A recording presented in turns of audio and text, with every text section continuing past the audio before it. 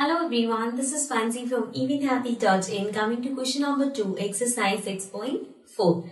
So in this question we have find the number of digits in the square root of each of the following numbers without any calculation.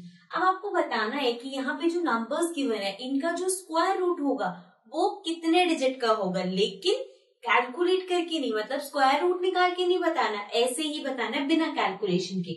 सो इसको करने की दो वीज है। First one है कि simply जैसे नंबर 64 है तो जैसे हम लॉन्ग डिवीजन में बार्स लगाते थे राइट साइड से, तो यहाँ पे हमने एक बार लगाई। सो एक बार में दो नंबर आते हैं, सो मीन्स अगर यहाँ पे सिंगल बार है तो वो 1 डिजिट का होगा इसका स्क्वायर रूट। ठीक है, ये तो है सिंपल सा वे। एक और वे है, उसमें क्या होता है, अगर जो आपको स्क्वायर गिवन है वो इवन नंबर ऑफ डिजिट्स है, जैसे 1 2, तो 2 इवन नंबर है। सो अगर वो इवन है तो n/2 कर दो।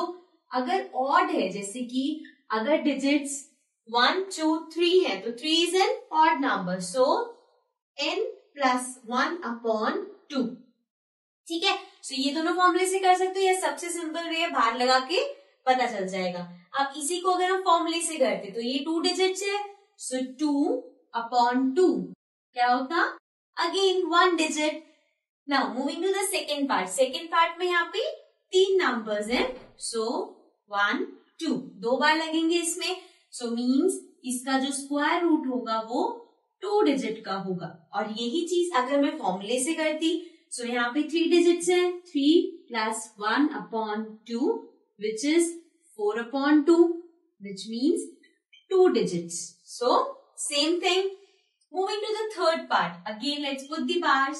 So यहाँ पे 2 bars आए हैं. So again it will be a 2 digit square root. अब अगर हम फॉर्मूले से करें, so 1 2 3 4. 4 means even number. So 4/2. 4/2 is 2 again, means 2 digit. Now fourth part में let's put the bars 1 2 3. Now this one is 3 digit, right?